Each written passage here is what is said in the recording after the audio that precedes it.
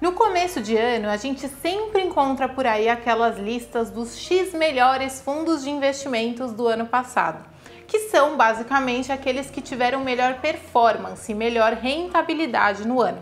Não é que essas listas sejam totalmente inúteis, elas são sim importantes. Mas se você usa exclusivamente essas listas para escolher quais fundos de investimento vão compor a sua carteira, você está investindo errado.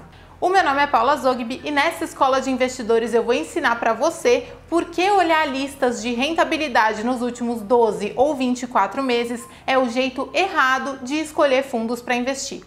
Primeiro, se você achar melhor, antes de assistir a esse vídeo, eu sugiro que você vá até a nossa escola de investidores sobre o que são fundos de investimentos, caso você precise ainda desses conceitos antes de entender a forma de escolher ou não os fundos. Ele vai estar linkado aqui em cima.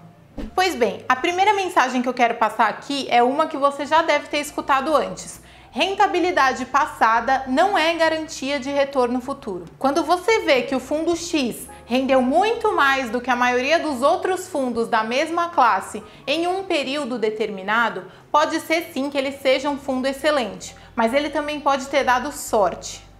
Eu vou explicar o que é sorte nesse contexto. Se você colocar o seu dinheiro em um fundo que desempenhou muitíssimo bem no curto prazo, pode ser que você esteja apostando o seu rico dinheirinho que deu tanto trabalho para você conseguir em uma estratégia que só deu certo uma vez. Enquanto isso, um fundo Y que não apareceu nessas listas, no ano passado ou nos anos anteriores, pode estar consistentemente dando ótimos resultados com uma estratégia boa para todos os momentos. E é um fundo consistente que tem mais chance de te dar resultados positivos no longo prazo, que é a forma com que a gente costuma enxergar os investimentos.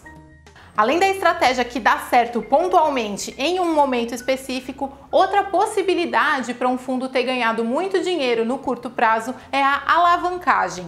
Em palavras simples, alavancagem significa que um fundo pegou dinheiro emprestado para investir mais do que tem. É tipo quando você pega um empréstimo para comprar alguma coisa, mas no mundo dos investimentos. Quando o investimento é certeiro, a alavancagem possibilita que o fundo ganhe muito mais dinheiro do que ele ganharia se ele não estivesse alavancado.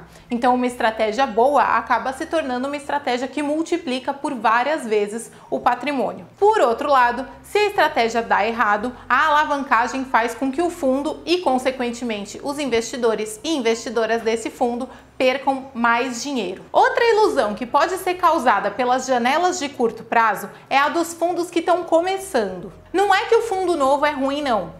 Mas um fundo que está começando tem poucos cotistas e pouco dinheiro para investir. Isso possibilita, por exemplo, que ele invista em empresas menores, as chamadas small caps, que são aquelas que, quando dão certo, têm mais capacidade de crescer exponencialmente, justamente por serem pequenas. Se vocês quiserem, eu faço uma outra escola de investidores falando um pouco mais só sobre small caps. Mas qual que é o problema disso? Se o fundo cresce muito, imagina que ele foi super bem em um ano, vários investidores descobriram esse fundo e colocaram dinheiro nele, ele passa de um fundo pequeno para um fundo grande, com muito dinheiro para alocar. E quando ele tem muito dinheiro para alocar, ele não consegue mais investir nessas empresas que são menores, porque elas têm menos liquidez.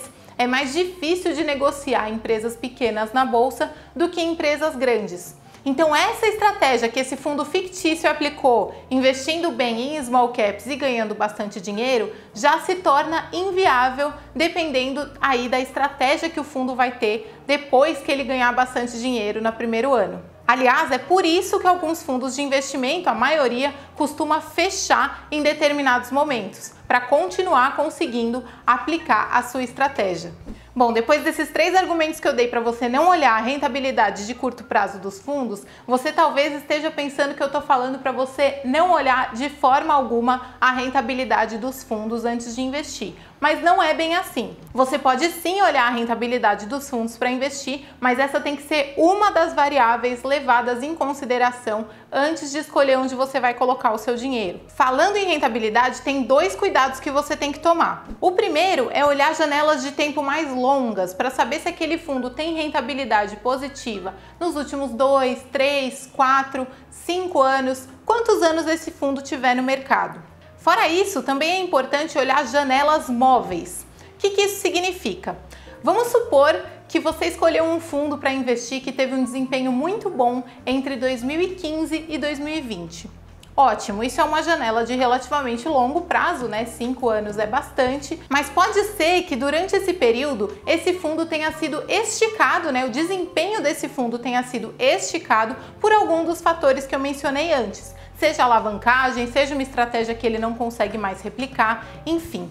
Então a forma de você ver se esse fundo também desempenha bem em outros momentos é você pegar esses 5 anos e colocar mais para trás ainda. Por exemplo, olhar se o fundo também foi bem entre 2010 e 2015. É isso que a gente chama de movimentar as janelas antes de avaliar um fundo. É importante que nessas janelas você observe se o fundo foi bem em períodos de crise, em períodos de bonança, enfim, em situações diferentes do mercado. Se o fundo só é bom em um desses períodos, pode até ser ok você colocar ele na sua carteira, mas sempre combinando com fundos que desempenham melhor nos momentos opostos. É a chamada descorrelação. Mas como eu falei, olhar para o desempenho financeiro do fundo é só uma das formas de observar se um fundo é bom ou não para você. Existem outros vários fatores para levar em consideração, como o seu perfil de investidor, a janela de tempo que você quer ficar com esse fundo na carteira, enfim, são todos fatores que eu posso contar para vocês em outra escola de investidores se vocês tiverem interesse. Quer saber? É só comentar aqui embaixo pedindo a escola de investidores sobre como escolher um fundo de investimentos para investir. Se você gostou, não esquece de deixar seu like aqui e também se inscreve no canal para receber em primeira mão quando a gente publicar vídeos novos. Obrigada pela companhia e até a próxima Escola de Investidores.